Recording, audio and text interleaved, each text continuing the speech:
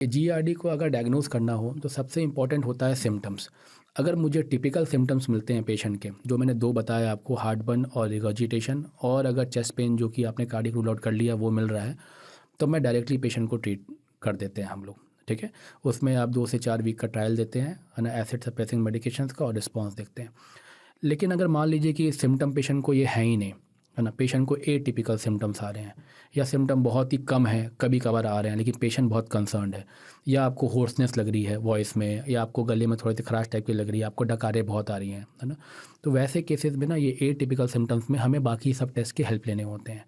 बाकी सब टेस्ट तब करते हैं जब हमें एटिपिकल मिल रहे हो और आप पहले वाले जो आपके टिपिकल सिम्टम्स हैं वो दवाइयों से रिस्पॉन्ड नहीं कर रहे हो आप, तब हम बाकी स्टेप्स पे जाते हैं। बाकी क्या करते हैं, हम एंडोस्कोपी करते हैं।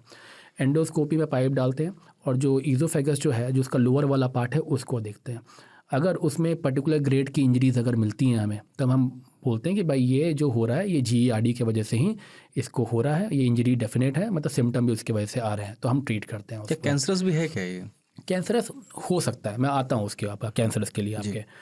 फिर ये होता है कि अगर आपको इसमें कोई सिम्टम नहीं मिल रहा, सपोज मान लीजिए आपने एंडोस्कोपी कर ली, आपको कोई सिम्टम, कोई भी आपको उसमें मिकोसल में कोई लीजन नहीं मिल रहा आपको, तब होता है 24 आवर्स पीएच इम्पीडेंस मॉनिटरिंग करनी पड़ती है। उसमें क्या होता है कि हम नाक के थ्रू, एक पतली पाइप होती है, बहुत ही पतली, जो हम आपके फूड पाइप के थ्रू आपके स्टमक पे छोड़ते हैं। ठीक है, उसमें पीएच सेंसर्स लगे होते हैं, तो उससे हमें ये मालूम चलता है कि आपके ईज़ोफेगस में एसिड एक्चुअल में आ रहा है ज़्यादा अमाउंट में कि नहीं आ रहा है। अगर ज़्यादा अमाउंट में एसिड अगर आ रहा है जो हमें सेंसर्स पे, स्क्रीन पे दिखेगा, तो मतलब आपको जीआरडी तो वही है। पीएच है जो हम लोग लैब में एसिड बेस चेक के हाँ करते हाँ, थे। एसिड बेस चेक वाला करते हैं, तो वैसे ही सेंसर लगे होते हैं उसके अंदर। तो उससे अगर ज़्यादा एक्सपोजर हो रहा है, अगर हमें मॉनिटर पे दिख रहा है कि ज़्यादा एसिड एक्सपोजर है आपका, तो आपको जीआरडी है।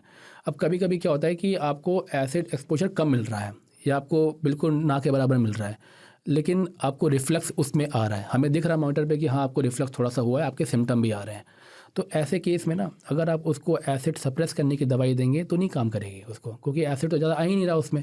तो इसको बोलते हैं हम लोग रिफ्लक्स हाइपर सेंसिटिविटी, कि आपको रिफ्लक्स जो नॉर्मल भी होता है उससे आप बहुत सेंसिटिव हैं। तो ऐसे केस में देखना होता है कि क्या स्ट्रेस कारण है उसका, या कोई और कारण है जिसकी वजह से उसकी सेंसिटिविटी बढ़ गई है, तो हमें फिर सेंसिटिविटी कम करने की दवाइयाँ देनी पड़ती है।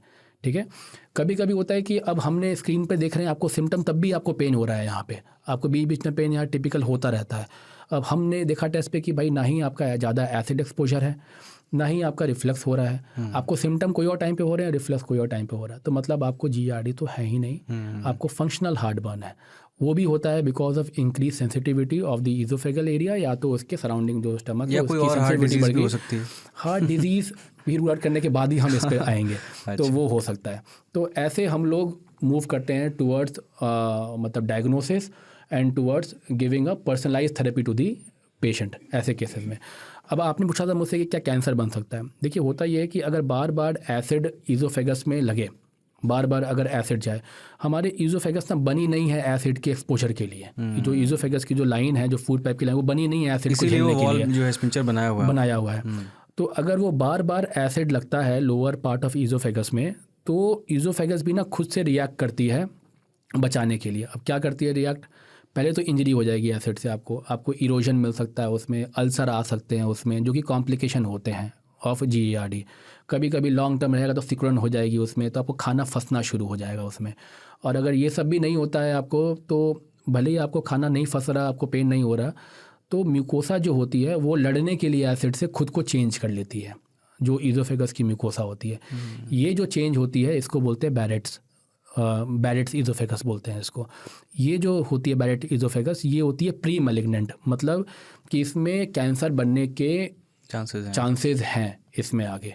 और ये आगे जाके अगर आप में रिस्क फैक्टर सारे हैं, आप स्मोकर भी हैं, टोबैको भी इनटेक कर रहे हैं या च्यू कर रहे हैं, आप ओबेस भी हैं, आपके डाइटरी हैबिट्स भी आपके फॉल्टी हैं आपके, तो in that case with in a span of few years, है ना, अप्रॉक्सीमेटली 10-15 ईयर्स में आपके वो कैंसर बनने के चांसेस हो जाते हैं, तो एडिनोकार्सिनोमा बन जाता है। ये तब भी वैसे बन सकता है सर क्या कि जब जैसे आप एज अ डॉक्टर बता रहे हैं डायग्नोसिस के बारे में, आम आदमी को लगातार खट्टी डकारें आ रही हैं और जो सिम्टम्स आप बता रहे हैं, जो लक्षण वो भी आ रहे हैं उसको, और वो सामान्य जो है फार्मासिस्ट की दुकान से एंटासिड वगैरह और जो भी दवाइयाँ आती हैं एसिडिटी की गैस की, वो उनको ले रहे हैं।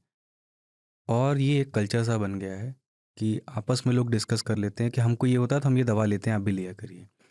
ये बिना डॉक्टर के एडवाइस के, बिना डायग्नोसिस के लगातार एंटी एसिड लेते रहने के और जो भी एसिडिटी की दवाइयाँ हैं, ये कितना खतरनाक है?